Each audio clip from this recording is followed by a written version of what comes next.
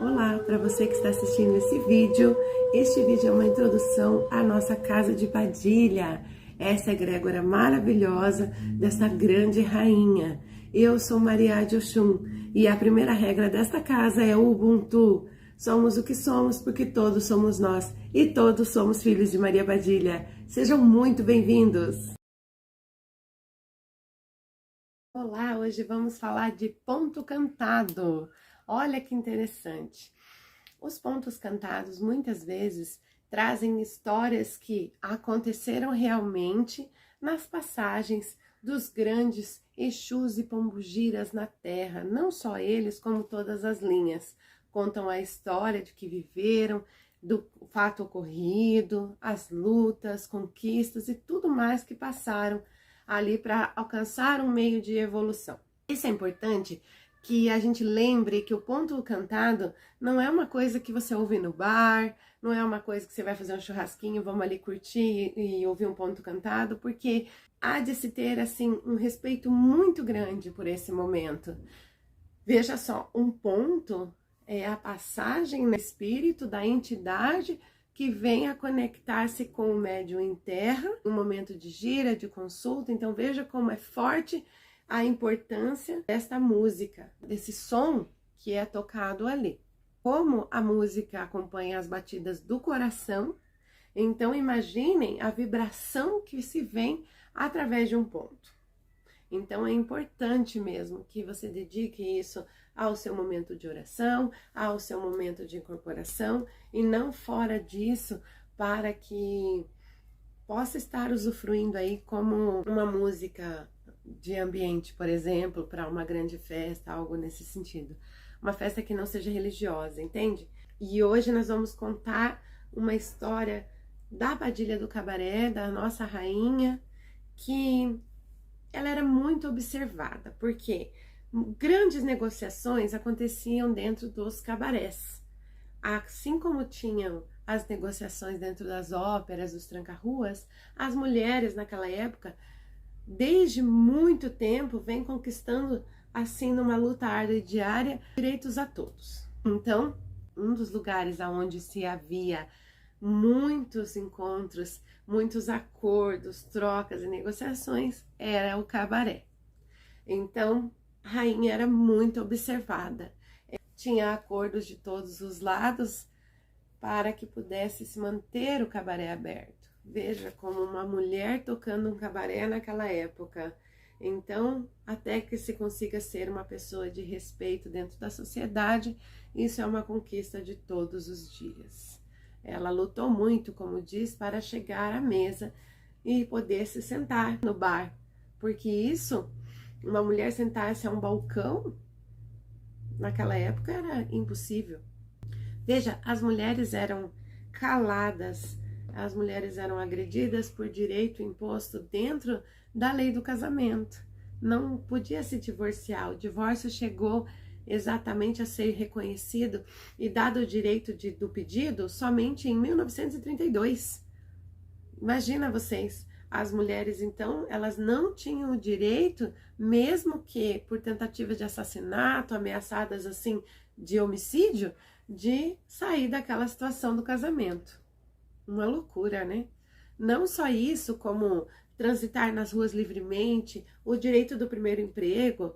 A gente nem tá falando do voto, que isso demorou muito mais para acontecer. Então eram assim poucas que podiam ter acesso, por exemplo, a festas em sociedade ao lado dos seus maridos.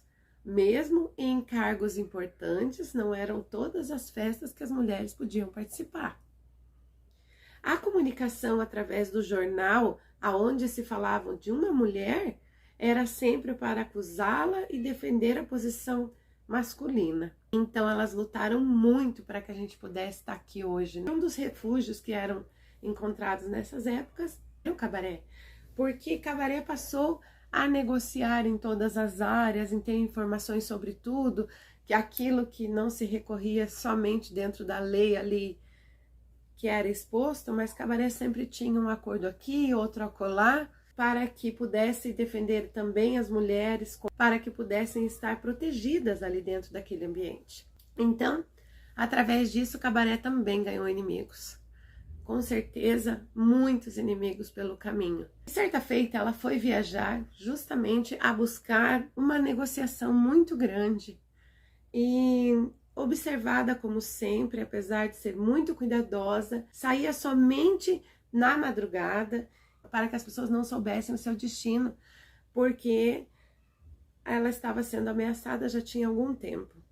Veja só, como eu disse para vocês, um mundo onde tudo era proibido e recluso, e ela tinha essa força de brigar ali pelos direitos. Mas veja, nós temos que parar e pensar o que ela enfrentou até conseguir chegar lá. Então, nesse dia que saiu escondida como sempre, foi traída por uma pessoa de dentro de seu cabaré, que levou a notícia dizendo que ela não estava lá. E por que eu falei do ponto para vocês? Porque então invadiram o cabaré para tentar achar provas contra ela, alguma coisa, qualquer coisa que fosse que pudesse derrubá-la. Na verdade, as pessoas queriam achar a própria cabaré, mas ela não estava lá. E então o mensageiro foi até ela avisar que por decreto de lei tinham fechado o cabaré. Além de distância, resolvendo outro negócio, e chega essa mensagem. Então, dali, ela poderia ter ido para frente, para outra cidade, outro país, fugido, que era muito mais fácil, ou ela voltar para trás e mostrar para que ela veio. E aí vem a história do ponto que diz, né, que trouxeram uma notícia de bem longe, que cabaré ia fechar. E como eu disse para vocês, diante de uma luta tão grande, tão pouco reconhecida, então era mais fácil ela fugir. Mas o próprio ponto diz que então ela bateu no peito e disse: moço, me espere lá. Então o moço saiu adiante dela, chegou no cabaré, as portas fechadas, tudo lacrado, aqueles cartazes na porta dizendo que ali não funcionaria mais. E aquilo foi uma ordem do rei, para vocês terem uma ideia. Ela pôs-se a carruagem o mais rápido possível e foi para lá. Chegou na porta e disse: se o cabaré fechar, eu vou mandar abrir. Ela, diante de todos os seus acordos, provavelmente conseguiu o que se diria hoje uma liminar para derrubar aquela palavra do rei. Mas até que isso acontecesse, as portas já estavam abertas e ela estava lá dentro. Aí vem outro ponto cantado muito interessante, que diz que foi uma grande confusão, porque não podia se acontecer aquilo. E então, imagine a balbúrdia, os guardas vindo, as pessoas querendo que abrisse, os homens querendo entrar, a música ia rolar com certeza, e nada disso podia acontecer. Mas veja o altruísmo dela, a sua decisão de não titubear nenhum momento com a sua fé, dentro daquilo que ela acreditava, dentro daquilo que ela se propôs a fazer. Porque muitas vezes a gente pula para trás no meio da luta, né? Ficou meio difícil, peraí, a gente vai dar um tempo.